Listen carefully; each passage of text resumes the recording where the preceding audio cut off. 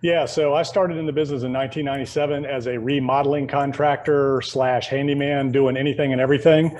Didn't go to high school. Didn't go to college. I went in the Navy right out of high school. And after I got out of the Navy, bounced around a little bit, worked in restaurants and construction, restaurants at night, construction during the day. In 1997, I moved to the Outer Banks of North Carolina to open a restaurant and ended up working in the restaurant business for a year. After that, I started my construction company and started doing, like I said, remodeling, handyman stuff. Did 250,000 my first year. 7 years later, we were the largest general contractor developer down there, doing about 30 million a year. And I started 12 other companies along the way. So I kind of learned it all from the ground up as a builder. And my first flip was a lot flip that I did, made about $15,000. And I was off to the races after that. So along the way, I've done everything from single family homes, big beach houses. I've done multifamily, storage facilities, mobile home parks, office, retail, warehouse, pretty much every asset class. Well, mobile home parks, you're leasing dirt basically, and they're, $200-$300 lot rent. So your spread on those are only about $50 to $100 a month.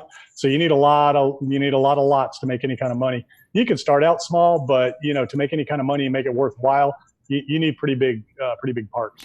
Yeah. So the first thing in any business or any venture is education, right? So you want to educate yourself. You want to learn the business of real estate itself. If it's single family home, flipping, wholesaling, that type of thing, that's pretty much the easiest way to go. Or whether it's any other asset class you're going to get into, you got to learn the business. You got to learn the language of the business. You got to learn the numbers of the business and the metrics, what things will sell for, rent for, what you can buy them for, what the spreads are, what it takes to fix them up, to create the value, to add the value. So education is key, first and foremost. The second thing that goes along with it is building your network. So learning from other people in the business. This day and age, there's all kinds of groups on Facebook. There's meetups everywhere. So there's a wealth of knowledge and education out there that you can get for free. You can become an expert for free, educating yourself and networking with other people and finding other people to do business with and do deals with. The third thing is, and what I tell a lot of people, especially where I'm at, Charlottesville, Virginia, we've got the University of Virginia here, and I talk to a lot of young people embarking on their careers and a lot of investors starting out. I tell them, go to work for somebody that is where you want to be. So whatever it is you want to do, whatever you see yourself doing in real estate, whatever asset class, whatever type of business model you're interested in, find the best in the business in your area doing what you're doing or what you want to do, and go to work for them, even if you have to work for free.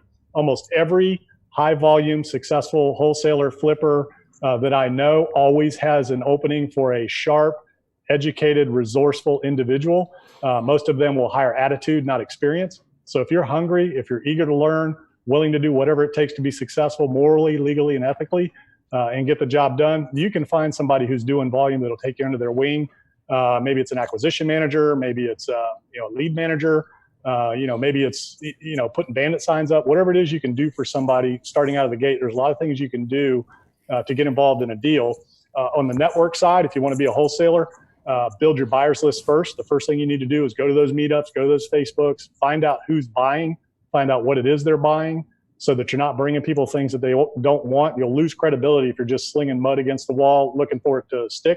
A lot of people teach that method. Hey, just go find deals and just send them out there. That just really kills your credibility as an investor.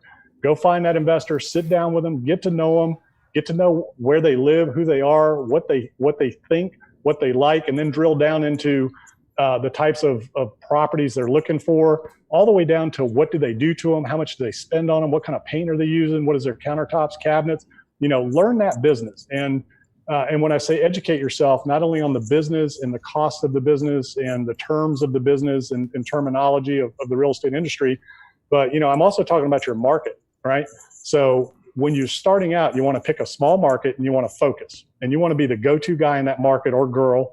You want to be the expert in that market.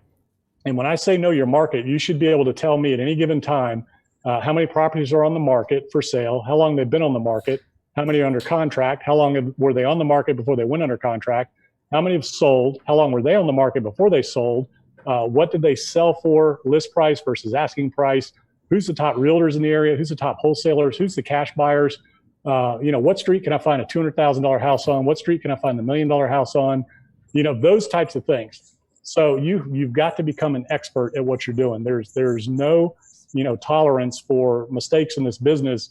if you don't know your business, don't know your numbers, don't know your metrics. So that's the first few things that I would tell somebody starting out.